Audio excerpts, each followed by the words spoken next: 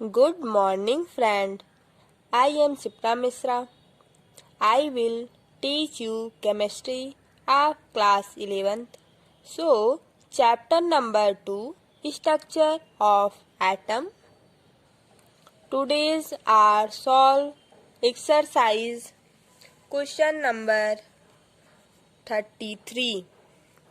तो हम लोग क्वेश्चन नंबर 33 को देखते हैं. इसमें क्या गिवन है. What transition in the hydrogen spectrum would have the same wavelength as the Balmer transition n equal to 4 to n equal to 2 of helium spectrum. ठीक है. अब हमको इसमें से हाइड्रोजन स्पेक्ट्रम का निकालना है और बाल्मर ट्रांजिशन का n equal to 4 to n equal to 2 दिया है हीलियम स्पेक्ट्रम का. ठीक है. सेम वेवलेंथ है दोनों का. क्लियर. अब इसमें से चलो हम लोग निकालते हैं इसको. अब हम लोग यहाँ पर क्या करेंगे, जो क्वेश्चन में गिवन है उसको राइट डाउन करेंगे. तो यहाँ पर n की वैल्यू कितना है 4. ठीक. फिर n की वैल्यू 2 गिवन है. Wave number equal to 1 upon lambda. Clear. Equal to r Z square 1 by n1 का होल स्क्वायर माइनस 1 n2 का होल स्क्वायर ब्रैकेट बंद. क्लियर है. अब हम लोग यहाँ पर क्या करेंगे, where n1 equal to 2 n2 equal to 4.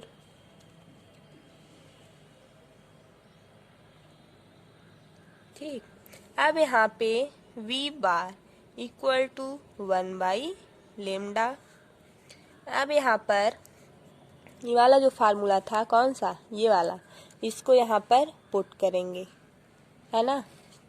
तो देखो r Z square 1 by n1 का whole square minus 1 by n2 का होल स्क्वायर.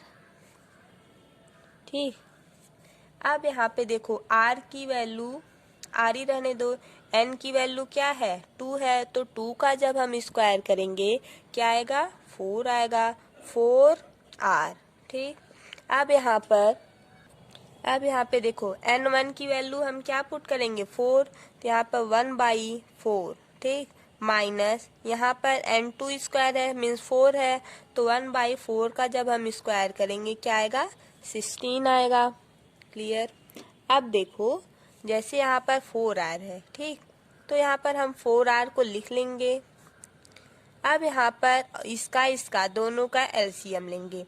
यहाँ पर ये तो मान लो एलसीएम लेंगे 16 आएगा. ठीक. लेकिन अगर यहाँ पर इससे बड़ा कुछ होता और यहाँ पर कुछ और होता तो हम लोग एलसीएम कैसे लेंगे, थोड़ा सा यहाँ पर ट्रिक देखो.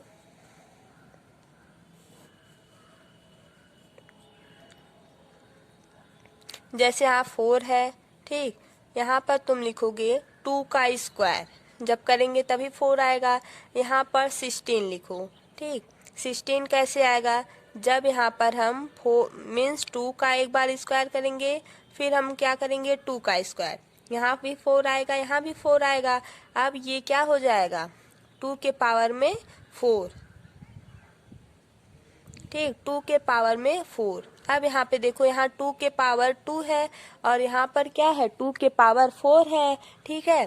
तो इन दोनों में से जैसे यहाँ पर 1 है, 1 कॉमन है सब में, तो 1 लिख लो. 1 लिखो या ना लिखो. ठीक. इसका एलसीएम क्या होगा इन दोनों का निकालो. देखो यहाँ पर 2 स्क्वायर है, यहाँ पर 2 के पावर 4 है, तो जिसके पावर में यहाँ पे अगर 2 है तो 2 के पावर में जिसका जितना ज़्यादा पावर होगा उसको हम लिख लेंगे. ठीक. अब यहाँ देखो 2 के पावर 2 है तो इसको नहीं लिखेंगे. अब यहाँ पे देखो दूसरे वाले में 16 वाले में 2 के पावर 4 है, तो हम यहाँ पर 2 के पावर 4 लिखेंगे। अब यही हमारा एलसीएम हो गया। 2 के पावर 4 मीन्स 16। 16 क्या आया? ये एलसीएम आया। किसका? इन दोनों का। तो ये जैसे हम लोग को बड़ा बड़ा अगर कोई एलसीएम निकालना है, मान लो ये छोटा है लेकिन इसके प्लेस पर कुछ और होता, तो ऐसे ही एलसीएम हम निकालेंगे। ठीक, अब हम लोग इसको सॉल्व करते हैं। देखो 4r, यहाँ से एलसीएम लो 16। ठीक, 16 आया। अब यहाँ से आ जाएगा 4 माइनस 1, यहाँ पे 4r, यहाँ पे 3/16। अब ये 4 से ये कैंसिल होगा 4 बार में। ठीक, अब यहाँ पे हम लोग क्या करेंगे? ये क्या था? v बार था। v bar equal to 3r/4 ये आया है ना।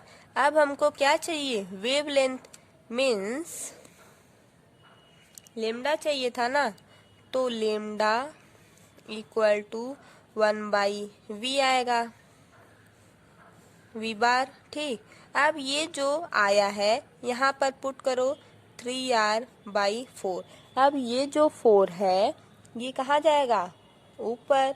तो ये जो वेव लेंथ है, देखो wave length equal to 4/3r, ये आ गया। ठीक ना। अभी ये आपका फर्स्ट है, फर्स्ट पार्ट। अब हम इसका सेकेंड पार्ट अभी सॉल्व करेंगे। आपको लेमडा की वैल्यू यहाँ से आ गई और ये वेव नंबर यहाँ से आ गया v बार। ठीक, या ये सब आपका क्लियर हो गया अच्छे से। जहाँ पे आपका क्लियर ना हो वहाँ पे आप कमेंट बॉक्स में कमेंट कर दीजिएगा। यहाँ पर मुझे नहीं आया तो हम उसको आपको बता देंगे। बट कमेंट करने से पहले 1-2 बार इसको अच्छे से समझना, ठीक है? क्योंकि इतना इजी है, ये समझ में आ जाएगा। जब आप 1-2 बार इस वीडियो को देखोगे सारा क्वेश्चन माइंड में सेट होता चला जाएगा। अब हम लोग आगे चलते हैं। जैसा कि फर्स्ट पार्ट हम लोग में वेवलेंथ निकाले, वेवलेंथ क्या आया था? 4/3 आ रहा था। अब हम लोग सेकेंड पार्ट सॉल्व करेंगे। According to the question, the desired transition for hydrogen will have the same wavelength as that of helium। तो हाइड्रोजन और हीलियम का जो वेवलेंथ है वो सेम है। तो यहाँ पर फार्मूला लगाओ। R1 का हाइड्रोजन H होता है, उसका एटॉमिक नंबर 1 होता है। तो 1 का जब हम स्क्वायर करेंगे, यहाँ पर N1 स्क्वायर माइनस 1/N2 का होल स्क्वायर इक्वल हो जाएगा किसके? 3r/4 की इक्वल होगा, है ना। अब यहाँ पे देखो 1/N1 का स्क्वायर माइनस 1/N2 का होल स्क्वायर इक्वल किस? अब यहाँ पे देखो 1 का जब हम स्क्वायर करेंगे 1 आएगा, ठीक ना। यहाँ पर r है, इसके इधर r है, तो अगर हम ये r और ये r कैंसिल कर दें हो जाएगा। यहाँ पे बचा 3/4। That clear. अब इसको मान लो फर्स्ट इक्वेशन। ठीक,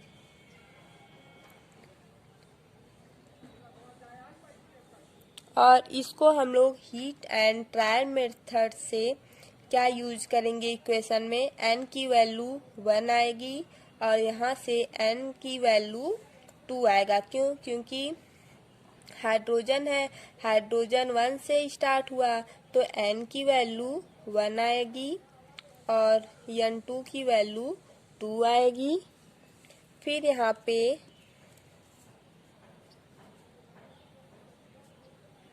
बाल्मर ट्रांजिशन, जैसा कि बुक में गिवन है ये वाला, n की वैल्यू 4 है और एक n की वैल्यू 2 है ऑफ हीलियम स्पेक्ट्रम।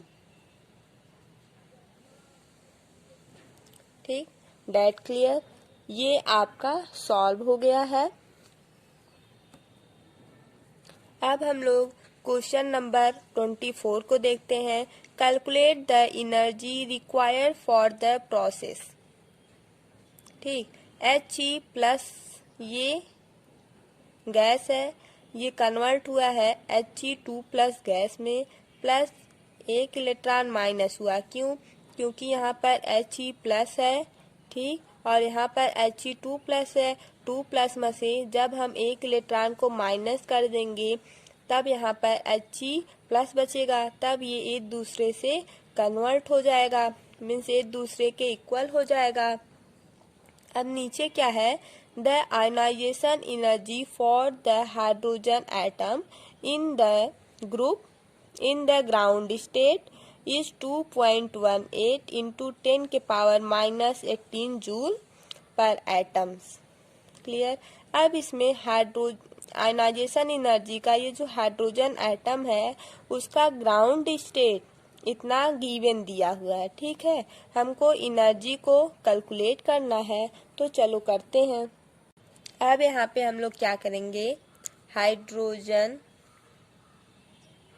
नहीं, एनर्जी का फार्मूला लगाओ।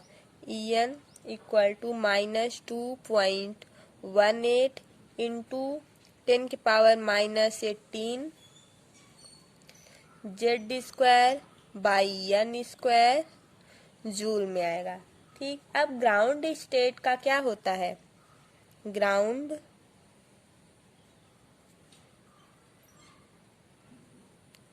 स्टेट का एनर्जी ऑफ हाइड्रोजन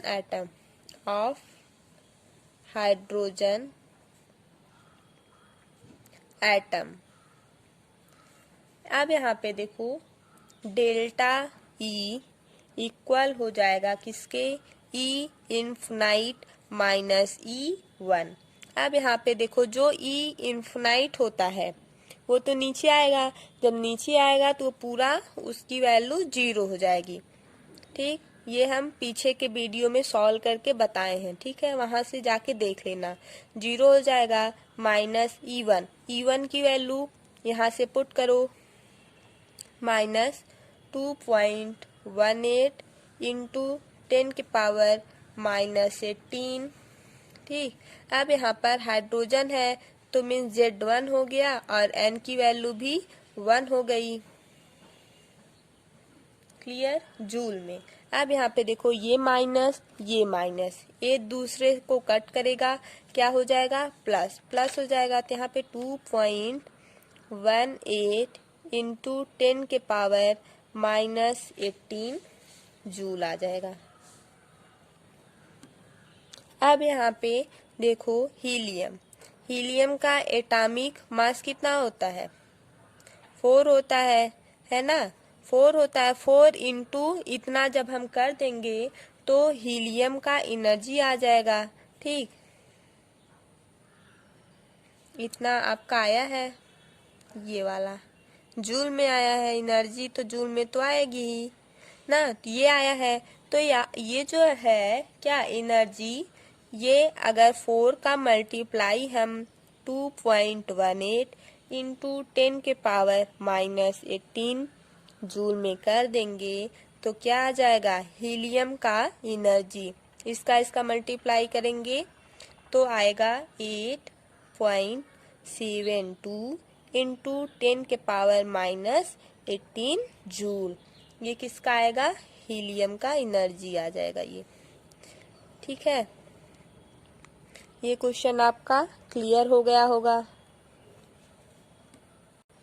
ये सब इजी है, बस क्या करना है, थोड़ा सा फार्मूला याद करना पड़ेगा। ठीक है, जैसे यहाँ पर E इन्फिनाइट 0 कैसे हुआ, ये हम पीछे वाले वीडियो में बताए, वहाँ पे जाके आप देखोगे, वहाँ पर एक एक चीज़ अच्छे से बताए हैं। ठीक है, अगर आप लोग हमारा वीडियो देखे होंगे तो आपको याद होगा।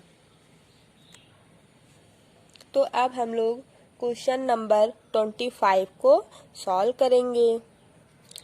अब हम लोग क्वेश्चन नंबर 25 देखते हैं।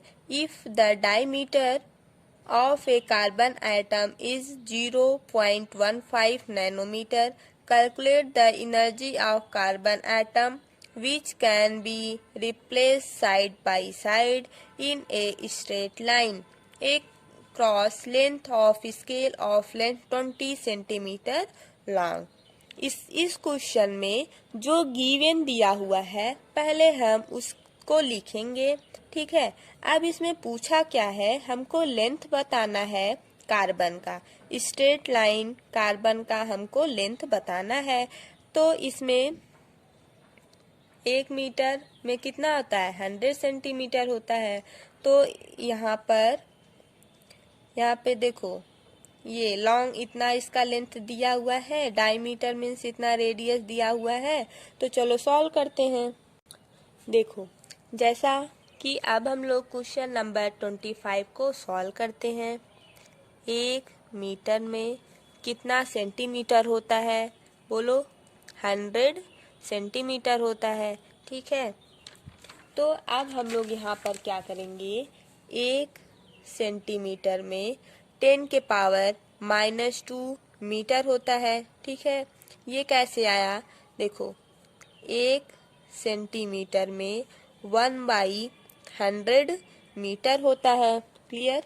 ऐसा हम आपको पीछे जितना क्वेश्चन सॉल्व कराए हैं, अगर 1 सेंटीमीटर आया है उसको मीटर में चेंज करना है तो हम वहाँ पर लिखे हैं, हर एक जगह लिखे हैं। तो अब तक आपको याद हो जाना चाहिए। तो 1 सेंटीमीटर में ये देखो यहाँ पर 100 है, तो 100 है मीन्स 10 1 है और 2 0 है, यहाँ पे 10 लिखो। अब यहाँ पे 10 पावर -2 कैसे आया, ये जब 100 है, ये जब ऊपर आएगा 100 तो 10 लिखोगे, 10 के पावर -2 लेके आओगे, ठीक है। अगर इसको हम r करके यहीं पर 10 के पावर 2 लिख दें तब भी मुझे कोई प्रॉब्लम नहीं है। क्यों, क्योंकि यह 100 ही है, ठीक है, यह 100 ही है। अगर हम इसको ऊपर लेके आएंगे, ये 1 सेंटीमीटर में कितना हो जाएगा, 10 के पावर -2 मीटर हो जाएगा। क्लियर है ये आपका, ठीक है। अब इसमें क्या गिवन दिया हुआ है हम उसको लिखेंगे पहले। इसमें लेंथ जो है वो गिवन दिया हुआ है, यहाँ पे देखो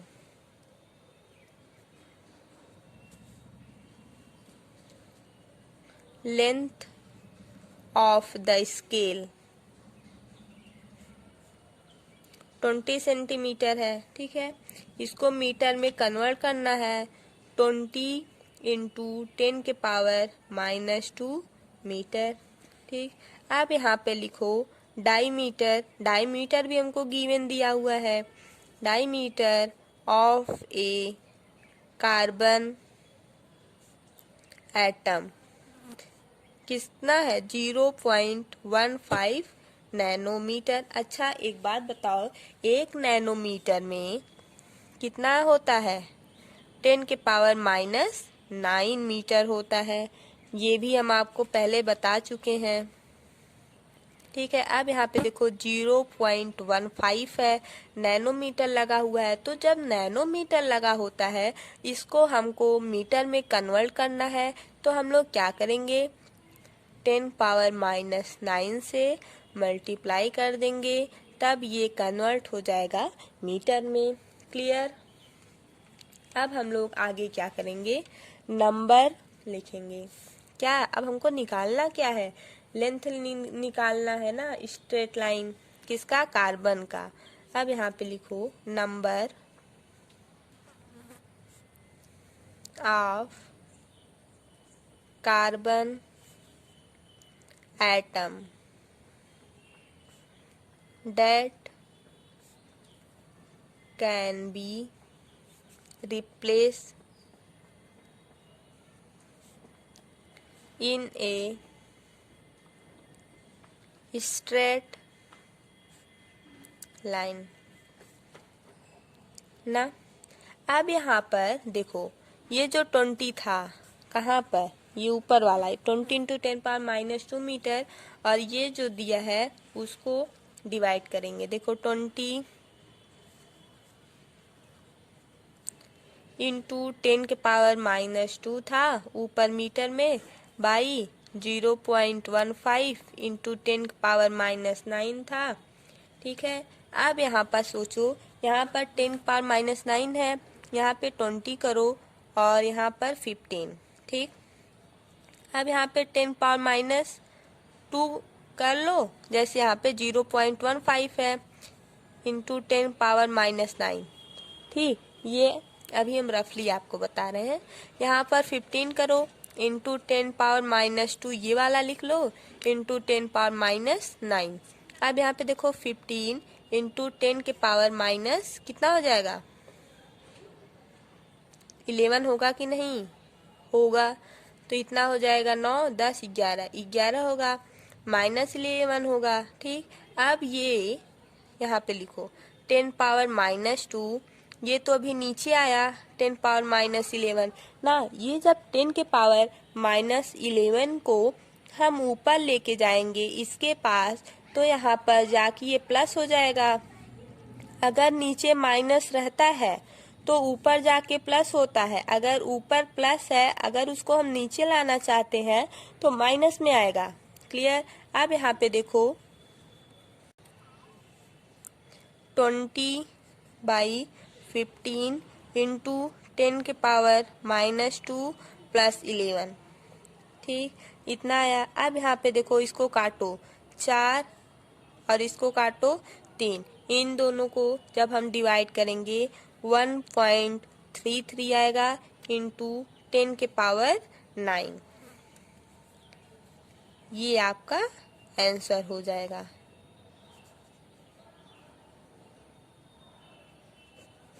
क्लियर है ना, ये आप लोगों को समझ में आ गया होगा। इसमें कुछ है नहीं, बस क्या करना है, कैलकुलेशन करना है और थोड़ा सा ये माइनस प्लस का ध्यान देना पड़ेगा, और ये सब इजी है। क्लियर।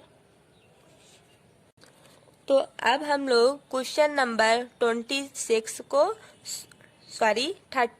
को सॉल्व करेंगे।